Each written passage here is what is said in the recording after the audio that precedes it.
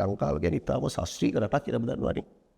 ඔබ අහලා ඇති අර තෝපා තඹලගම මිනුපේ මින්නේරි මහ වැව්වරින් දිය වැසැදෙනින් දේරි සරු කරවයි කුමරු නිල් පැහැින්නේරි මගේ ලක් මෑණියෙන්ද හරි පින්කාරි.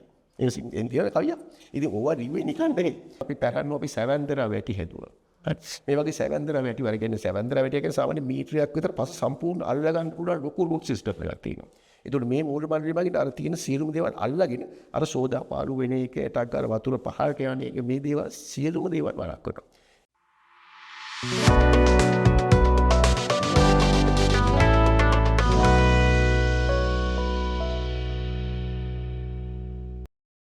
ආයිබෝවන් සුබ දවසක් ඔබ සියලුම දෙනාට.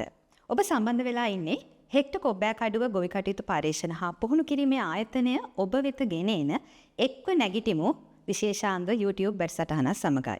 ඉතින් ඔබ දන්නවා ශ්‍රී ලංකාවේ සමාජ ආර්ථිකමය පර්යේෂණයක් සිදු කරන ආයතනයක් විදිහට හෙක්ටර් කොබ්බෑකඩුව ගොවි කටයුතු පර්යේෂණ හා පුහුණු කිරීමේ ආයතනය නිරන්තරයෙන්ම සූදානම් ඔබට දැනුමට යමක් එකතු කරන්න. ඉතින් ඒ නිසාවෙන් අද දවසේදීත් අපි සූදානම් ඔබට බොහොම හරවත් කතා බහක් තුළින් හමු වෙන්නට. ඉතින් ඒ සඳහා අපි අද ආරාධනා කළා කාර්මික තාක්ෂණ ආයතනයේ පර්යේෂණ මහාචාර්ය ආර්.එම්. ධර්මදාස මහතාට. ආයිබෝවන් ඔබට. මහාචාර්යතුමනි මම කැමති මුලින්ම ඔබෙන් දැනගන්න. දැන් අපි දැක්කා දිට්ටා සුඩිකුණාටු ආවා, ගම් වතුර ආවා, ලොකු විනාශයක් සිද්ධ වුණා. ඉතින් මේ දේ සම්බන්ධයෙන් ඔබ කොයි ආකාරයෙන්ද දකින්නේ? ඔව්. Thank you very much for invite me again. ඉතින් ඇත්තටම මට මේක ඊටම අපි සරලව යමු මෙතනදී. අපි දන්නවා මේ ලංකාව ගත්තොත් එහෙම අපිට ලංකාව නෙවෙයි ලෝකයේ ඕනම රටක අපිට ස්වභාවික විපත් ස්වභාවික ආපදා කියන ඒවා අපිට වළක්වන්න බෑ. ඒක අනිවාර්යයෙන්ම සිද්ධ වෙන දෙයක්. ඉතින් ඇත්තටම අපි ඉස්සරහම බලමු ලංකාවට දැන් මේ වගේ ස්වභාවික විපතක් එන්න තියෙන ඇවිල්ලා මෙච්චර විපතක් වෙන්නේ ඇයි කියලා. එතකොට එතනදී ඔබ සියලු දෙනාම අපි සාමාන්‍ය ඉගෙන ගන්නවා පොඩි කාලේ ඉඳලා පසක පහසු පැතිකඩ කියලා. එතකොට මේ පහසු පැතිකඩ අපි දන්නවා මතු පිට ස්තරය ඊට පස්සේ යටිපස රෙගොලිතේ සහ මව්පාසානි. මේ වගේ කොටස් කීපයකින් තමයි හැදිලා තියෙන්නේ. එතකොට මේ හැදිලා තියෙන කොටස් වලට අනුව යම්කිසි මව්පාසානයක් යම්කිසි විදියකින් උඩට නැගිලා තියෙනවා නම් ඒ කියන්නේ මව්පාසානයත් එක්ක අර පස ජනන වීමේ ක්‍රමවේදයක් තමයි පසේ තියෙන්නේ. එතකොට ඒ ජනන වෙන පස කොහොමද අපි උඩින් ආරක්ෂා කරන්නේ? අපි වියන බලමු. එතකොට අපි ලංකාවේ වනාන්තර ගත්තොත් එහෙම ලංකාවේ වනාන්තරයේ තියෙනවා වියන, ඊට පස්සේ තියෙනවා යටි වගාව, ඊට පස්සේ මැද ස්තරයේ තියෙනවා, ඊට පස්සේ ඒ විදිහට අර වියන හතරකට බින්ද තියෙනවා. එතකොට අපි අර මතු පිටින් ජනනය කරලා දෙන යටින්දා ජනනය කරලා දෙන පස් ටික සාමාන්‍ය අපි මව්පාසානයේ මත තියෙන්නේ. මේ මව්පාසානයේ මත තියෙන පස් ටික ඇත්තටම ගත්තට පස්සේ මේක සෝදා යෑමෙන් වළකින්නේ අර යටිවගාව මතු පිට පස් ටික සෝදා යෑමෙන් වළකින්නේ අර මතු පිට ස්තරයට අර යටිවගාවදී තාම චූටි කෙදි සහිත මූල මණ්ඩල තියෙනවයි පස අල්ලගෙන. ඊට පස්සේ අර යට ස්තරය ආරක්ෂා වෙන්නේ ඒක ආරක්ෂා වෙන්නේ සාමාන්‍යයෙන් අපේ පඳුරු වර්ග මේ වගේ. ඊට පස්සේ ගැඹුරුම ස්තරයට මේක අල්ලලා තියාගන්නේ ඇත්තටම ඉතා විශාල වියන සහිත සාකලි. එතකොට ස්වභාව ධර්මයේ හැදිලා තියෙන්නේ මෙහින් ජනනය වන පාසානිය උඩින් අපේ තියෙන වෙජිටේෂන් එකත් එක්ක ආරක්ෂා වීමක් තියෙනවා. එතකොට ඔන්න ඕක තමයි සාමාන්‍ය පස්සේ හැදීම් පිළිබඳව අපි දන්න සරල සයිතාව සරල වශයෙන් ගොතව දෙන්නේ. එතකොට ඔතනදී අපි දකිනවා දැන් එහෙම තැනකට අපි දන්න එතකොට අපි දන්න වැහි දැන් අපිට තියෙනවා ලංකාව ගත්තොත් එහෙම ලංකාව තියෙනවා ඊශාන දිග මෝසම සහ ඉන්දික මෝසම. එතකොට දැන් මේ මෝසම් දෙක ගත්තොත් එහෙම ඊශාන දිග මෝසම කියන වර්ෂාව ලංකාවේ මධ්‍යම කඳුවරේ වති.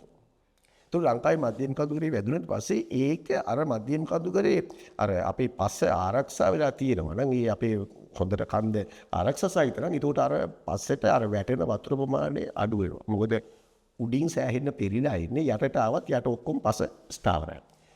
එතකොට යම්කිසි ගලා යෑමක් වුණත් පසට හානියක් වෙන්නේ නැහැ. දැන් වෙලා තියෙන්නේ අපේ ඇත්තටම අපේ ලංකාවේ භූවිෂමතාවයේ හරියට සැලකිල්ලට නොගෙන අපි වැඩක් කරනවා. ඒ කියන්නේ අපි වගා කිරීම සහ මිනිස්සු සෙටල් කිරීම කියන දේ කරනවා. ඒකේ ප්‍රතිඵලයක් වශයෙන් අපි කරන්නේ කඳු බෑවුම් වල සහ කඳු මුදුන් වල අපි නොයෙකුත් ඉදිකිරීම කරනවා. අපි නොයෙකුත් වගාවන් කරනවා. හැබැයි ඒවා පරිසරයට අනුකූල නැහැ. දැන් ඔබ දන්නවා ඇත්තටම ලංකාවට විදේශීය ජාතීන් විසින් හඳුන්වා දුන්නා තේවගාව. තේවගාව ඇත්තටම ලංකාවට ආවේ ලංකාවේ තීච්ච එකක් නෙමෙයි. මේක ලංකාවට ආපු අමුතු කියන්නේ අලුත් වගාවක්. මේක වාණිජ වශයෙන් වගාවක් කරන්න පටන් ගත්තේ ඉංග්‍රීසියෙන්. මේ ඉංග්‍රීසියෙන් මේක වගාකට උඩ කරේ ඒ කියන්නේ තේ වගාවට උච්චත්වය ඕන. ඒකෝට මේ කටිය කරේ අර මතු පිට අර අපි අර හොඳට හැදිලා තිබිච්ච පස් ස්තරය සම්පූර්ණයෙන්ම ඒක විනාශ කරලා ඊට පස්සේ ඒකේ වරවර කපලා හැදුවා තේ ගස්. තේ ගස කියන්නේ ගොඩාක් අර පස ආරක්ෂා කරන එකක් නෙවෙයි. තේ ගසේ දෙපැත්තෙන් එහෙම වතුර යන්න පුළුවන්. එතකොට එහෙම හානි කරාට පස්සේ තුන අර මතු පිට තිබිච්ච අර කෙඳි සහිත මූල මණ්ඩල මගින් ආරක්ෂා දීච්ච සම්පූර්ණ ඒ ටික අපි සූර්ණ දැක්වුවා. අපි සොරණි ගන්නවා කියන්නේ.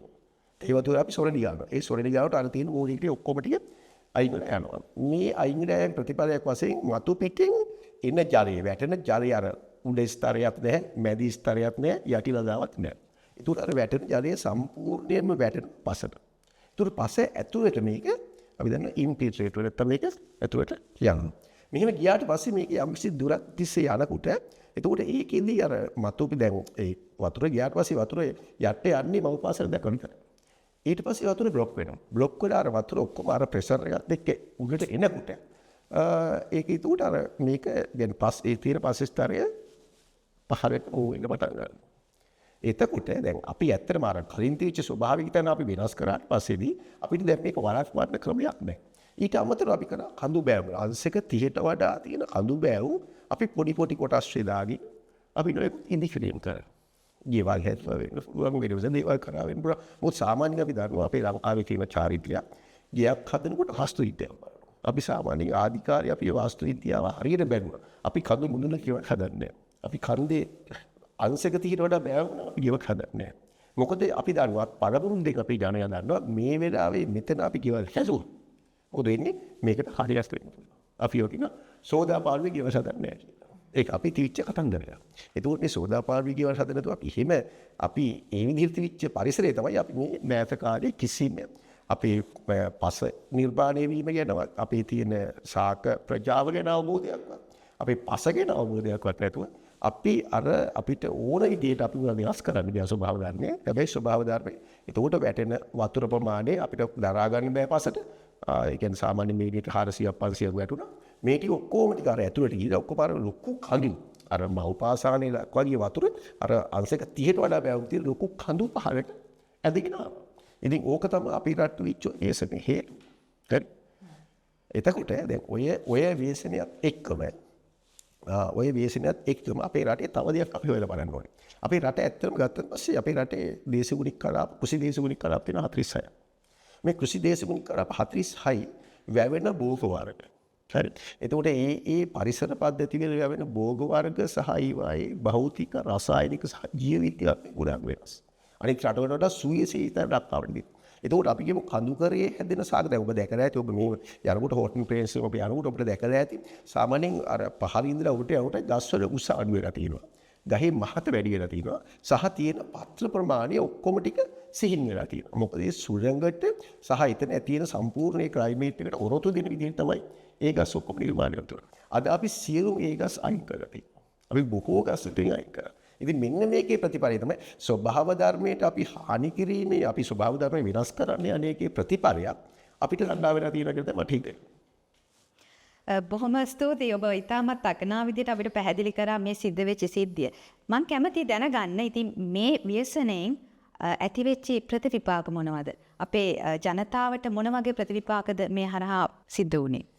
ඔව් ඇත්තටම ලංකාව ගත්තොත් ඒ ලංකාවේ ඇත්තටම ලංකාව ගත්තොත් ලංකාවේ භූෂිතාව ගත්තොත් ලංකාව තියෙන්නේ දෙපැත්තේ හැම පැත්තේ මෝද තියෙනවා. මෝද කිරීම මධ්‍යම කතුර දක්වා යනවා. එතකොට ඔබ දන්නවා මධ්‍යම කඳුකරේ කීයද කියන්නේ ලංකාව ගැන ඉතාම ශාස්ත්‍රීය රටක් කියලා ඔබ දන්නවනේ. ඔබ අහලා ඇති අර තෝපා තඹලගම මිනුපේ මින්නේරි මහ වැව්වරින් දිය වැසැදෙනින් දේරි සරු කරවයි කුඹුරු නිල් පැහැින්නේරි මගේ ලක් මෑණියෙන්ද හරි පින්කාරි. එන්තියන කවියක්. ඉතින් ඕවා රිව්වේ නිකන් නෙවෙයි. ඒතකොට ලංකාවේ තියෙන ශාස්ත්‍රීයත්වයේ කියාපාන තමයි අපි බැලුවොත් අපිට තියෙන මහවැලි, චැලෙනි, කඳු වල විහිර ගංගා තියෙනවා. එතකොට ඕවත් එක්කම අපිට තියෙනවා තවත් අතු ගංගා, තවත් පොඩි පොඩි ගංගාවල් ගොඩාක් තියෙනවා. ඒ කියන්නේ සාමාන්‍ය ට්‍රිබියුට්ස් තියෙනවා. සාමාන්‍ය 100 ගානක් මට 105ක් වගේ දෙනවා මට මතකයි. හරි. ඒතුළු මේවා ඔක්කොම පටන් ගන්නේ මැදිපොත. මේ සියල්ල පටන් ගන්නේ මැදිපොත. මේවා පටන් ගන්නේ මේ පහළට එන ඒ තිවිච්ච සියලුම දේවල් අපේ ජල පෝෂක ප්‍රදේශ සම්පූර්ණයෙන් මෙන්න මේකින්ද අද වෙනකොට හිනාසෙටපත්. මොකද අර එක පැත්තක් විනාශ වුණොත් ඒකේදී අපි සමෝච්ච රේඛා මට්ටම වෙනස් වෙනවා. ඒකත් එක්ක ඒ තියෙන සමෝච්ච රේඛාවේ හැඩය වෙනස් වෙනවා. හැඩය වෙනස් වෙච්චට අර තියෙන ඔක්කොම දැන් කඩාගෙන වෙනවා. එතකොට අපිට තියෙන ප්‍රශ්නයක් ලංකාවේ සුවිශේෂී වෙන්නේ තියෙන භෝගවගාව සහ ඒ වගේ තියෙන විශිෂ්ට ගුණාත්මක. එතකොට අපිට දැන් අපි උඩරට හැදෙන එළවලුව පළතුරුව පහතරට සමහර ඒවා හැදෙන්නේ. සමහර උඩරට හැදෙන වාරෙත් නෙවෙයි පහතරට හැදෙන්නේ. සමහරට උඩරට හැදෙන ගුණාංගේ පහතරට නෑ. ඒ කියන්නේ ඒ උඩරට පහතරට සහ මැදරට ආවේනික විචාරේ භෝග වඩාවක් තියෙනවා. ඔය මේ දැන් අපේ මත වර්තමානයේ තියෙන තත්ත්වය මත ඔය සියලුම දේවල් අපිට යම් කිසි තරමකට අඩු වෙලා තියෙනවා. ඒ කියන්නේ ඒවා සම්පූර්ණ අඩු වෙලා තියෙනවා. එහෙමනම් දැන් ඒ අඩු වෙන විශේෂයෙන් අපේ දැන් අපි මැදරට කරා අපේ තියෙන කඳුලට කරා තියෙන කුඹුරු අපි ඇත්තටම අද හයිබේ වදින ගොඩක්. ඒ වගේම අපේ ඖෂධ තිබුණා. ගොඩක් ඖෂධ වර්ග අපේ තියෙන කඳුලට ප්‍රදේශේ. ගොඩාක් ඔය දුර්ලභ ඖෂධ තියෙනවා. දැන් ඒවා අපිට හයිබේ වෙලා තියෙනවා. ඊට පස්සේ ඒකේ හිටිය සත්තු සීපාව අපිට ඒකට ආවේනික කටි නැති වෙලා තියෙනවා. සහ මිනිස්සු දසදහස් ගාණක් මන්තනේ 1000කට කික්කු ආසරුපාණක අපේ ජීවිත විනාශ වෙලා තියෙනවා. සහ තවත් ලක්ෂ ගාණක් අද ගෙවල් දොරවල් නැතුව ඒ කියන්නේ තමන්ගේ සමහරට තුවාල වෙලා නැත්නම් ඩැමේජ් ඉච්ච කට්ටිය ඒ කියන්නේ තමන්ගේ අතපය නැතුව සමහරට මේ වගේ ඉතාමත්ම කනගාටුදායක තත්ත්වයක තමයි අද මේකපත් උනේ. ඉතින් මේ හින්දා තමයි දැන් අපි ඕකට එකතු වෙලා මේ අපි ඉස්සරහට යන්න හදන්නේ මේ රටේ යම් කිසි දියුණුවක් ලබා ගන්න කියලා. හොඳයි මහාචාර්යතුමනි ඔබ පැහැදිලි කර අපිට මේ සිදු ව්‍යසනයට හේතුව කුමක්ද සහ මේ හරහා අපි අත්විඳින ප්‍රතිවිපාක මොකක්ද? එහෙමනම් අපි දැන් ඉස්සරහට බලන්න ඕනේ අපි මේකෙන් ගොඩ එන්නේ කොහොමද? මොන වගේ විසඳුම්ද මොන වගේ දේවල්ද අපි සිදු කරන්න ඕනේ? මම කැමතියි ඔබතුමාගෙන් අවසාන වශයෙන් ඒ පිළිබඳවත් දැනගන්න. ඔව් දේශ අපි මේක මෙහෙම බෙදුවොත් හොඳයි කියලා මට හිතෙනවා. අපි දැන් ඉමීඩියේට් ඊකාම පළවෙනියෙන්ම අපි කරන්න ඕන දේවල් ඊට පස්සේ දෙවෙනුව කරන්න ඕන දේවල් සහ තෙවනුව කරන්න ඕන දේවල්. අපි කොටස් වලට මේක බෙදාගත්තොත් අපි ලේසි මේ ගමන යන්න. ඇත්තටම මම කෘෂි කර්මය අංශයෙන් විදිහට මම මේ පැත්තත් පොඩ්ඩක් කතා කරන්නම්. ඊට අමතරව සාමාන්‍ය තත්ත්වයේ කියන්නම්. දැන් තියෙන ප්‍රධාන ප්‍රශ්නේ තමයි අපිට ඇත්තටම ඉතාමත්ම ඉක්මනින් මේ අපහසුතාවයට ලක්වලා තියෙන පරිසරය සහ ජන ජීවිතය කියන එක කොට ගන්නවා. ඒ තමයි අපිට තියෙන ප්‍රධාන. ඒ කියන්නේ ආහාර ඕනේ, ජලය ඕනේ, සහ සනීපාරක්ෂක ඕනේ. මේ ටික තමයි අපේ ප්‍රධාන වශයෙන් අවශ්‍ය මූලික ආයුධ. එතකොට මේ අවස්ථාවේ අපි ඉමීඩියට් නැත්නම් මේ තාමත් ශනිකව කරන දේවල් තමයි මේ කට්ටියට දැන් මේ ඉන්න කට්ටියට අපි දෙන්න ඕනේ ඒ අදාළ තමන්ගේ දැකිලින් තමන් වැටිලා තියෙන වලෙන් නැගිටින්න අපි අත් දෙන්න. මම හිතන්නේ ඒකට තාම හොඳ වැඩ සඳහා රාජ්‍ය බැංකුව ක්‍රියාත්මක කරනවා දැනටම. ඉතින් එතකොට ඒ ගොඩනැගීමේදී සෞඛ්‍ය ආරක්ෂිත ස්ථාන හදන්න ඕනේ. සෞඛ්‍ය ආරක්ෂිත පහසුකම් සලසලා දෙන්න ඕනේ. ඊට පස්සේ සමහරට ආරෝග්‍ය ශාලා නැතිලා තියෙනවා. එන්නත සමහරට කියන්නේ බෙහෙත් ද්‍රව්‍ය නැතිලා තියෙනවා. මේවා කොහොම අදාළ තැන්වල අඩිනමින් ඒ තැන්වල ලබා දෙන්න ඕනේ. දෙවෙනි එක තමයි ඒ වගේ තියෙන අපි කියමුකෝ සාමාන්‍ය අපේ ජන ජීවිතය කියන්නේ කෑම බීම අපි ස්ථාවර කරන්න ඕනේ. හරි. ඉතින් මෙන්න වතුර සහ කෑම මේ ටික ස්ථාවර කරන්න ඕනේ. ඒක තමයි අතන ඉස්සෙල්ලම කරන්න ඕන. ඔය කැඩී විදී කොටස් ඔක්කොම ටික හදලා ඒ ස්ථාවර කිරීම තමයි පළවෙනි කරන්න ඕනේ. ඒකට ඒක අපිට ෂෝට් ටර්ම් විදියට අපි කරන්න පුළුවන්. ඒකට අපි මීඩියම් ටර්ම් විදිහට යමු. ඊට පස්සේ දැන් මේ කට්ටිය ආහාර පාන අරගෙන සෞඛ්‍ය සම්බන්ධවට පස්සේ මේ කට්ටිය අපේ නිෂ්පාදන ධාරිතාවට අල්ලනවා. ඒතකොට නිෂ්පාදන ධාරිතාව අල්ලගන්න අපි ඇත්තට මේක හොඳ ප්‍රෑම්ණයක් ඇතුව කියන හොඳයි කියලා මට හිතෙන්නේ. මොකද හේතුව අපි දන්නවා ඇත්තටම දැන් අපේ නිෂ්පාදනය කරනකොට අපි දන්නවා දැන් ඔබ හොඳට දන්න කාර්යත්වය අපේ ලංකාවේ තියෙන මාස දෙකේ ඉඳලා ඉහළට අස්වැන්න ගන්න පුළුවන් කෝක තියෙනවා. එතකොට අපි දන්නවා ඒ කලාපවලට ඒ හානියටපත් වෙච්ච සියලුම කලාපවලට අදාළව තියෙන ඊටම කෙටි කාලීන භෝග. මිනිම මේ කට්ටිය ගන්නවා. එතකොට ඒ කට්ටිය දැන් බිම් සමහර තැන්වල බිම් විනාශයටපත් වෙලා තියෙනවා. මේ බිම් අනිවාර්යයෙන්ම ඊටම ඉක්මනින් වගා කළ හැකි තත්ත්වයටපත් කරගන්නවා. සමහර තැන්වල සීට් වෙලා තියෙන පුළුවන්, සමහර තැන්වල වැලි බෙදලා තියෙන පුළුවන්, සමහර තැන්වල නීරවල් එහෙම කඩාගෙන ගියොත් මේවා ඊටම ඉක්මනින් හදලා අපිට සමහරට අපි කුඹුරු තිබුණොත් සමහර ගියවගාවට අපි කුමාර කෙලිම යන්න බෑ. එහෙම වුණොත් අපි ගොඩ භෝග විශේෂයෙන් අපේ මුං ඇට තියෙනවා, රටකජු වර්ග තියෙනවා, ඊට පස්සේ කව්පි වර්ග තියෙනවා, ඊට පස්සේ බඩේරුව තියෙනවා, මාස දෙකමාරෙන් ගන්න සමහර අරභෝග තියෙනවා. මේ වගේ ඉතා ඉක්මනින් ඒ ජනතාවට ආහාර සපයා ගැනීම නැත්නම් ජනතාවට ඉන්කම් එකක් සදා ගැනීම සඳහා ඉස්සෙල්ලාම ඒක පස ආරක්ෂා කරමින් ගමන්ම මේ දෙක කරන්න ඕනේ. ඒ අතරතුර අපි පාසු සංරක්ෂණ ක්‍රම අනිවාර්යයෙන්ම අනුගමනය කරන්න පෙළඹෙනවා.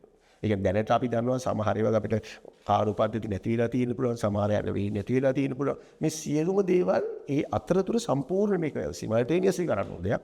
මේ අතරතුර සම්පූර්ණ මුළු පාංශු කාදනයේ වැළැක්වීම සඳහා ගත යුතු සියලුම පීරයන් අර ගන්න ඕනේ. අරගෙන ඒ අනුව අපි පස සංරක්ෂණය කිරීම නැත්නම් පස සාරවත් කිරීම සඳහා තමයි නැත්නම් පස වගා කිරීමට හුරු කිරීම සඳහා තමයි අපි අර විදිහට භෝග වර්ගයක් හඳුන්වා දෙන්නේ.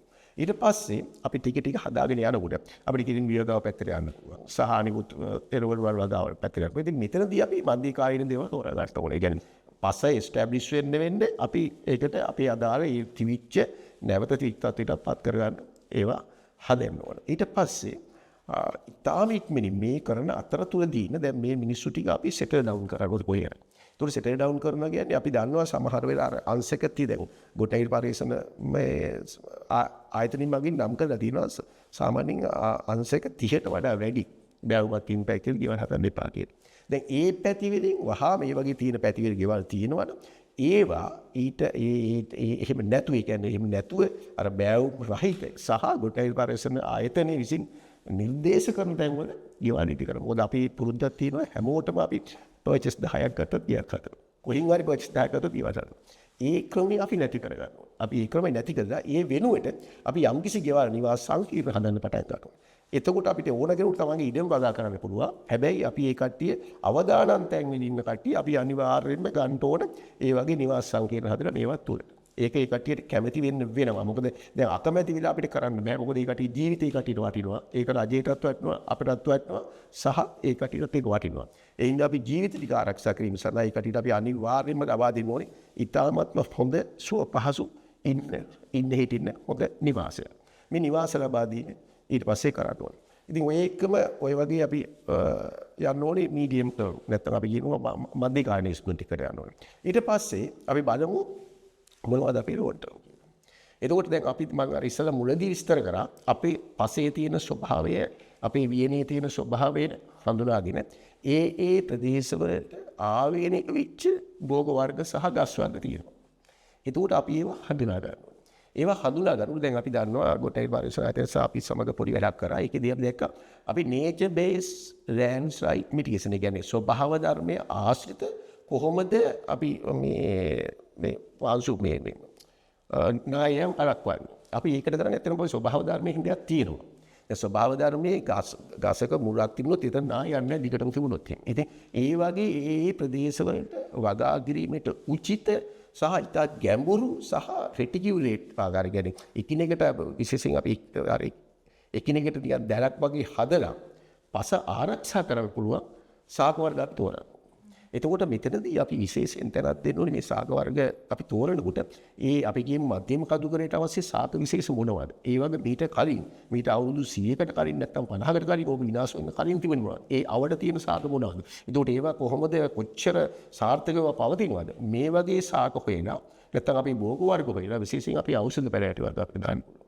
අපි දන්නවා මඟුල් කරඬ වගේ ශාකයක් ඉතාමත් හොඳයි. ඊට පස්සේ අපි දන්නවා කුඹුකු මී වර්ග ඊට පස්සේ මේ වගේ මහා ගොඩක් අපිට වර්ග තියෙනවා විශේෂයෙන් ඖෂධීය ගුණ. මේ ඖෂධීය ගුණයෙන් තියෙන ශාක විශේෂයෙන් අපිට පුළුවන් මොකද මේවා මුල් ගන්නවන්නේ නැහැ. මුල් ගන්න නැතිනම් ඒවා අපිට හාවෙස්ට් කරනකොට අපි කඳ විතරයි ගන්න. සමහරට කොළ විතරයි ගන්න. එතකොට කවදාකවත් අපිට මේවා වෙන්නේ නැහැ. අනිත් එක තමයි අපි ගත්තොත් දැන් අපි විශේෂයෙන් අපේ කුඹුරු එහෙම නැත්නම් අපේ වගාබිම් ආශ්‍රිතව අපි දන්නවා අපි පැරණු අපි සැවැන්දර වැටි හැදුවා. මේ වගේ සැවැන්දර වැටි වල කියන්නේ සැවැන්දර වැටි කියන්නේ සාමාන්‍ය මීටරයක් විතර පස්ස සම්පූර්ණ අල්ලා ගන්න පුළුවන් ලොකු රූට් සිස්ටම් එකක් තියෙනවා. ඒතකොට මේ මූල මණ්ඩලය මගින් අර තියෙන සියලුම දේවල් අල්ලාගෙන අර සෝදා පාරු වෙන එක ටක් අර වතුර පහළට යන එක මේ දේවල් සියලුම දේවල් වළක්වනවා. ඒ වගේ භෝග සතුටුපදීන එතන ඒ භූමිය රිහැබිලිටේට් නැත්නම් නැවත පුනරුත්ථාපනය අපි කළ යුතුයි. ඒ වගේම තමයි මේ තෝරා ගන්න ශාක ඒ උචිත ආකාරයට ඒ පාසු ජනනය වෙන පාස ආරක්ෂා කරන්න පුළුවන් ආකාරයට ඒ කියන්නේ උඩට උස අඩු වේවා ඊට පස්සේ පහළට එන්න ක්‍රමයෙන් උස වැඩි වේවා සහ පල්ලෙහාමදී ගොඩාක් උස වෘක්ෂ සහිත ශාක අපි හැමතැනම අපි සාමාන්‍යයෙන් සුළං බාධක වගේ ශාක මේ වගේ දේවල් ඊට පස්සේ වැහි බාධක නැත්නම් වතුර කාදනය වෙන ශාක ඊට පස්සේ සංරක්ෂණය කරන්න පුළුවන් ශාක මේ වගේ දේවල් හොයාගෙන මේක දිගටම ඉතාමත්ම හොඳ ඉතාමත්ම නිර්මාණශීලී ඉතාමත්ම ස්වභාව ධර්මයත් එක්ක යන හොඳ අපේ වෘක්ෂලත වැටිය අපි මේ තුන නිර්මාණය කරන්න ඕනේ. ඒකට ස්වභාවික ද්‍රව්‍ය විශේෂයෙන් අපිට ගල් වර්ග වලින් වෙන ද්‍රව්‍ය වලින් අපිට හද ගල් වැටි හදන්න පුළුවන් මේ වගේ දේවල් තමයි අපි සම්පූර්ණ මේ පරිසරයේ තියෙන දේවල් යන පරිසරය සම්පූර්ණ කරන්න ඕනේ. ඒ භෝග තෝරන ඒවා වගා කරලා ඊට පස්සේ ඒ වගේ අපි මේ කට්ටියක ලයිව්ලිහුඩ් එක නැත්නම් මේ ජීවන තත්ත්වයේ උසස් කිරීම සඳහා යම්කිසි පළදාවක් දැන් අපි ඖෂධ වගාවක් ගත්තොත් අපිට පළදාවක් ගන්න ඕනේ. හරි. අපි අදහස අරුණුගුරු නිර්ය අපිට හිතවන්න පුළුවන් සමහර කඳු බොයි බඳුළු පැත්තේ හොඳට හැදෙනවා. අපිට ඒවා හඳුන්වලා දෙන්න පුළුවන්. නැත්නම් ඇහැල වගේ මේ වගේ ඉතාලේ ඇහැල කැට කැලලා මිද මේ වගේ හඳුන්වලා දෙන්න පුළුවන්. මේ වගේ ඉතාමත්ම හොඳ විදිහට ඉතාමත්ම ඍජු සහ ඉතාමත්ම ශක්තිමත් මූලමණ්ඩල තියෙනවා.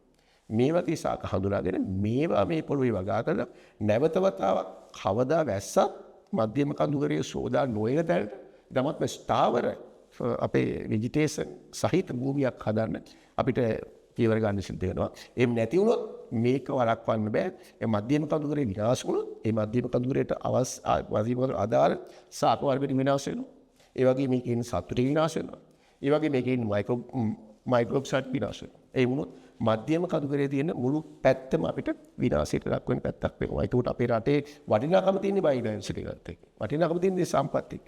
මේ වටිනාකම තියෙන දේ මේ බයෝඩයිවර්සිටි තියෙන සම්පත් සහ අනෙකුත් දේවල් සහ ඒ වගේ ගුණාත්මක භාවය ආරක්ෂා කරගන්න ඒ කලාප හඳුනාගෙන ඒ කලාපයට ආවේනික වෙච්ච සහ ට්‍රැඩිෂනල් නැත්තම් පාරම්පරිකව තීච්ච දේවල් අපි නැවත ස්ථාපනය කළ යුතුයි සහ ඊටාත්ම ක්‍රමානුකූල පදිංචි කිරීම ඉතාමත්ම ක්‍රමානුකූල වගා කිරීම මෙන්න මේ අවස්ථාවේ කුසී අඳුරට ලොකු කාර්යයක් තියෙනවා. අපි පාසු සංරක්ෂණයට යොදන්න ඕන සියලුම දේවල් මේ අවස්ථාවේ උපරිම හේතු මලු කැපීම් දෙන්න පුළුවන් කාණු කැපීම් වෙනකොට මේ ඕන මේ හැමදේම දාලා අපි කියන්නේ අපි පාරම්පරිකව කරන සියලුම සිස්ටම් අනුව මේ පස ආරක්ෂා කරලා මේ පරිසරය ආරක්ෂා කරලා නැවත වතාවක් මිනිස්සුන්ට ඊටම ලස්සන මේ තිබුණට වඩා ඊටම ලස්සන සහ ක්‍රමානුකූලව සහ ඊටමත් හරි පිළිවෙලකට තියෙන තැනක් වශයෙන් මේ ලංකාව හදන්න පුළුවන්. බොහොම ස්තුතියි ආචාර්යතුමනි අද දවසේදී අපත් සමග සම්බන්ධ වෙලා ඔබතුමාගේ ඉතාමත්ම වටිනා කාලෝචිත අදහස් අපේ වැඩසටහන සමග බෙදා හදා ගත්තට. බොහෝ ස්තුතියි සමට ආරාධනා. එමනම් අද දවසේදී අපි ඔබගෙන් සමුගෙන යනවා නැවතත් දවසක මෙවැනිම බොහොම හරවත් කතාබහක් තුළින් හමු වෙන බලාපොරොත්තු වෙයි. අයිබෝවන්.